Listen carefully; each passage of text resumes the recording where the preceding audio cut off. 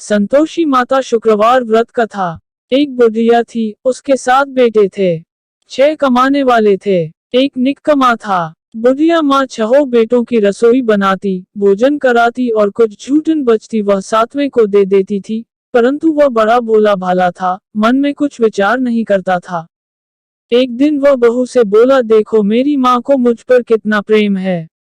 वह बोली, क्यों नहीं, सबका झूठा बचा हुआ जो तुमको खिलाती है। वह बोला, ऐसा नहीं हो सकता है, मैं जब तक आंखों से न देख लूं मान नहीं सकता। बहू ने हंसकर कहा, देख लोगे तब तो मानोगे।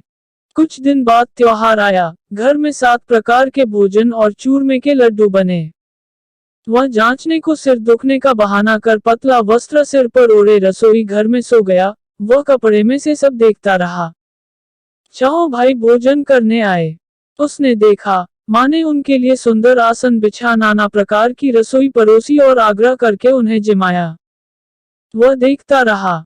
6 भोजन कर उठे तब माँ ने उनकी झूठी थालियों में से लड्डुओं के टुकड़े उठाकर एक लड्डू बनाया।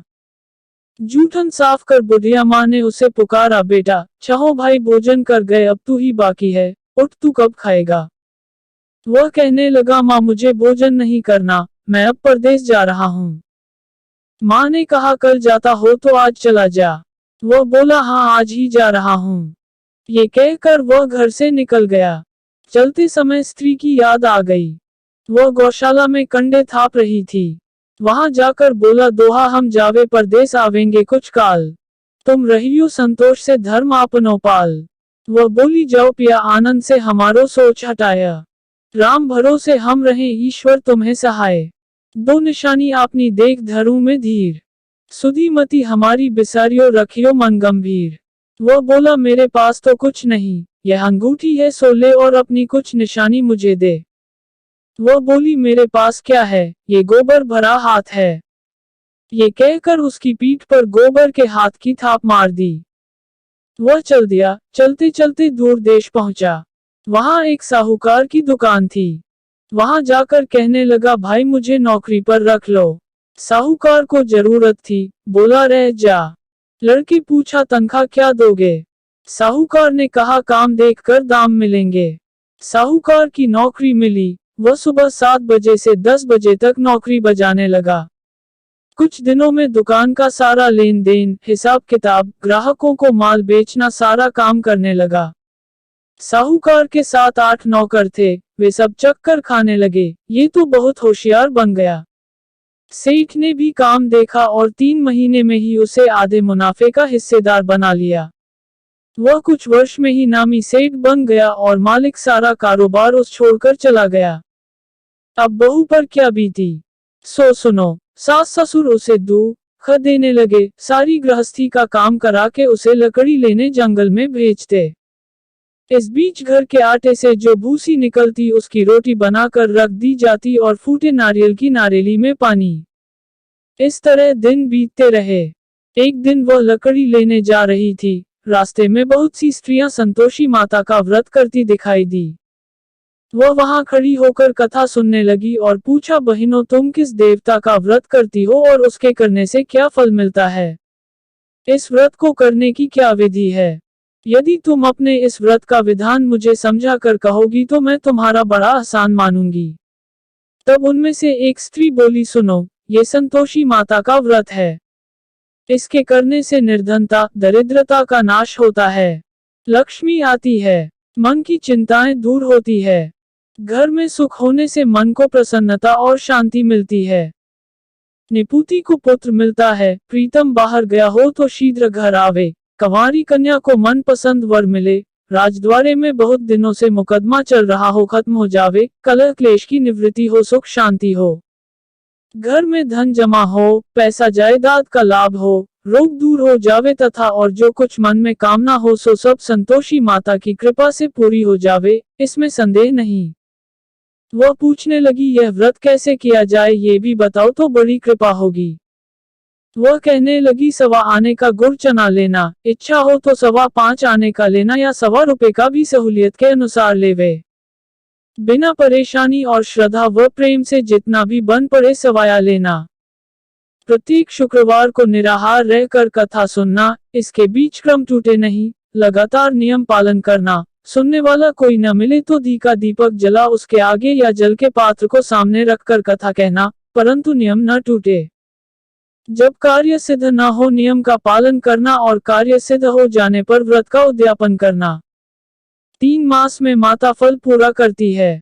यदि किसी के ग्रह खोटे भी हों, तो भी माता वर्ष भर में कार्य सिद्ध करती है। फल सिद्ध होने पर उद्यापन करना चाहिए, बीच में नहीं। उद्यापन में 2.5 सेर आटे का खाजा तथा इसी परिमाण से खीर तथा चने का साग करना।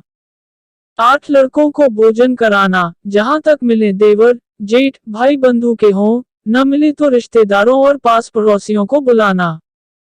उन्हें भोजन करा यथाशक्ति दक्षिणा दे माता का नियम पूरा करना। उस दिन घर में खटाई ना खाए। ये सुन बुढ़िया के लड़के की बहू चल दी। रास्ते में लकड़ी के बोझ को बेच दिया और उन पैसों से गुड़ चना ले माता के व्रत की तैयारी कर आगे चली और सामने मंदिर देखकर पूछने लगी, यह मंदिर किसका है? सब कहने लगे संतोषी माता का मंदिर है। ये सुनकर माता के मंदिर में जाकर चरणों में लौटने लगी। दीन हो विनती करने लगी, माँ मैं निपट अज्ञानी हूँ, व्रत के कुछ भी नियम नहीं जानती, मैं दुखी हूँ, हे माता जगत जननी मेरा दुख दूर कर, मैं तेरी शरण में हूँ। माता को दया आई। एक शुक्रवार बीता कि दूसरे को उसके पति का पत्र आया और तीसरे शुक्रवार को उसका भेजा हुआ पैसा आ पहुंचा। ये देख जेठ जेठानी मुंह सिकोड़ने लगे। इतने दिनों में इतना पैसा आया, इसमें क्या बढ़ाए? लड़के ताने देने लगे, काकी के पास पत्र आने लगे, रुपया आने लगा, अब तो काकी की खातिर बढ़ेगी, अब तो काकी बोलने से भी नहीं बोलेगी। बेचारी सरलता से कहती, भैया कागज आवे रुपया आवे, हम सबके लिए अच्छा है। ऐसा कहकर आंखों में आंसू भरकर संतोषी माता के मंदिर में मातेश्वरी के चरणों में गिरकर रोने लगी। माँ मैंने तुमसे पैसा कब मांगा है?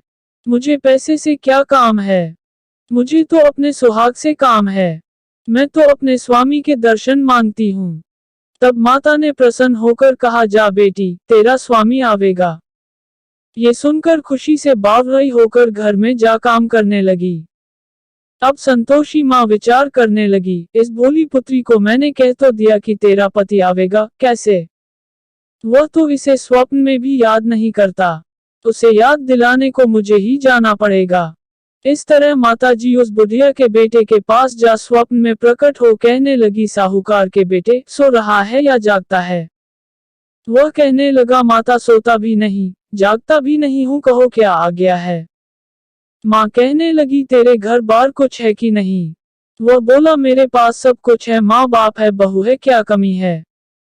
माँ बोली, बोले पुत्र, तेरी बहू घोर कष्ट उठा रही है, तेरे माँ बाप उसे त्रास दे रहे हैं, वह तेरे लिए तरस रही है, तू उसकी सुध ले। वह बोला, हाँ माता जी ये तो मालूम है, परंतु जाऊं तो कैसे? परदेश की बात है, लेन देन का कोई हिसाब नहीं, कोई जाने का रास्ता नहीं आता, कैसे चला जाऊं? माँ कहने लगी, मेरी बात मान, सवेरे नहा धोकर संतोषी माता का नाम ले, घी का दीपक जला दंडवत कर दुकान पर जा बैठ।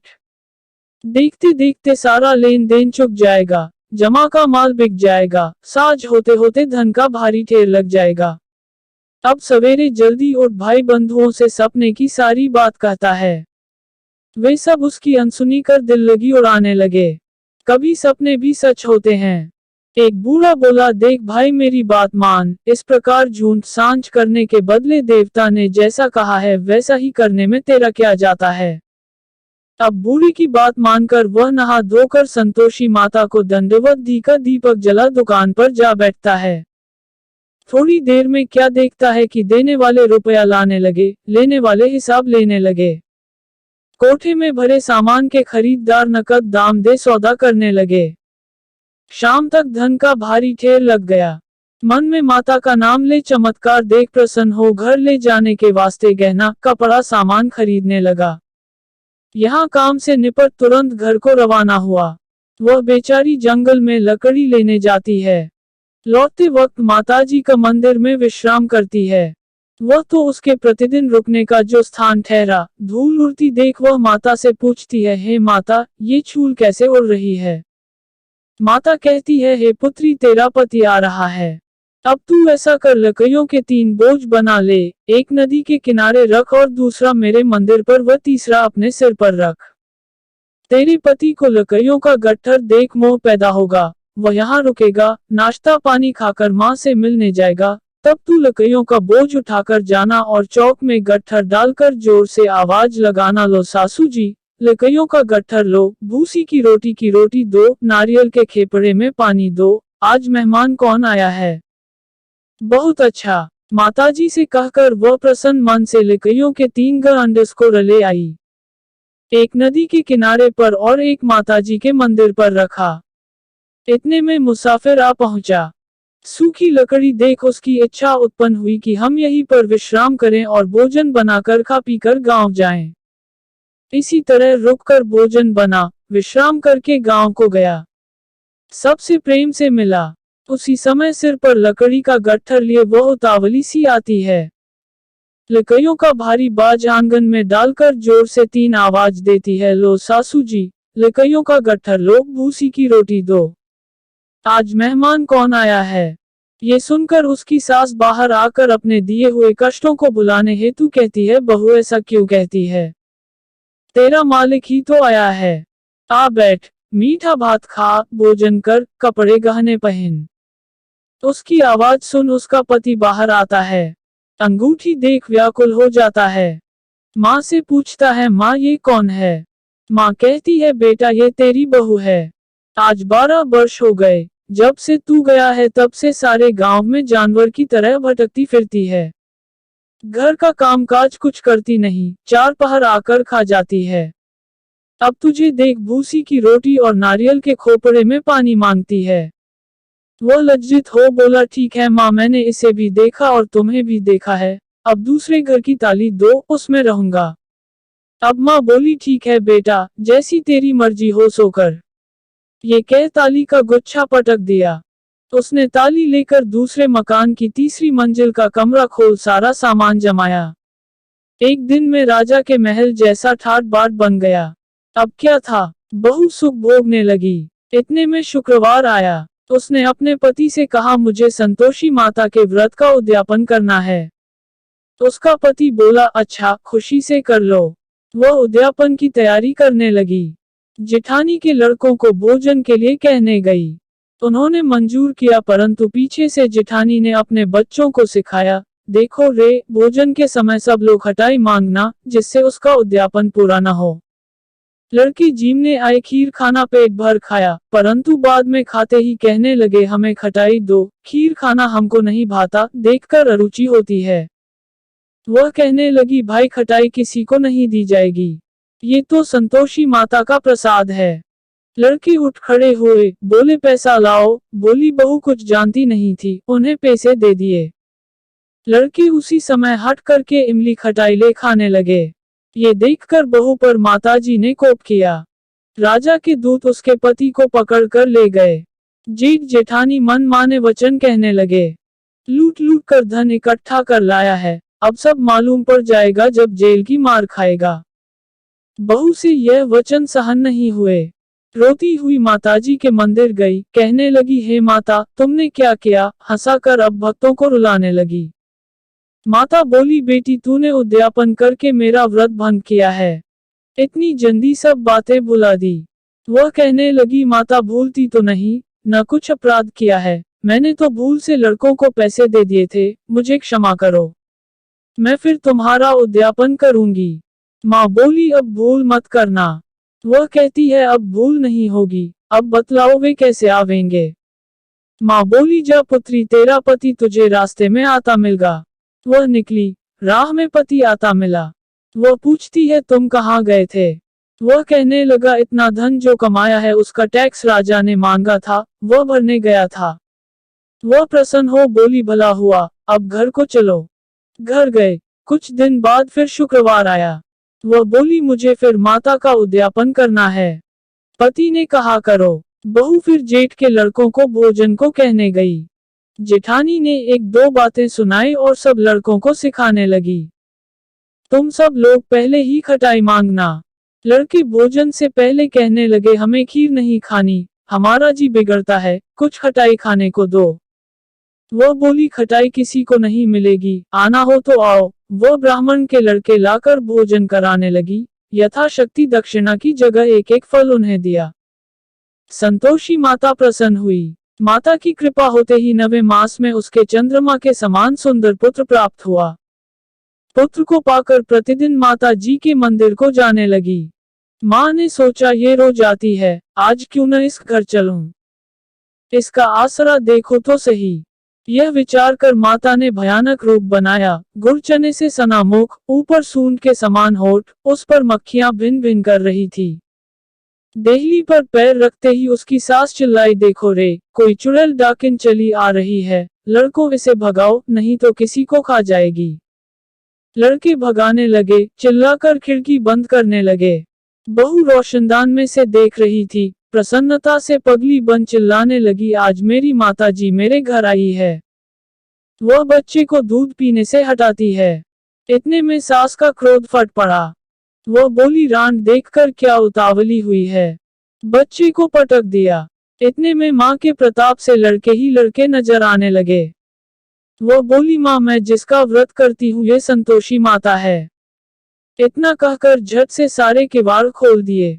सबने माता जी के चरण पकड़ लिए और विनती कर कहने लगे, हे माता, हम मूर्ख हैं, अज्ञानी हैं, तुम्हारे व्रत की विधि हम नहीं जानते, व्रत भंग कर हमने बड़ा अपराध किया है, जग माता आप हमारा अपराध क्षमा करो।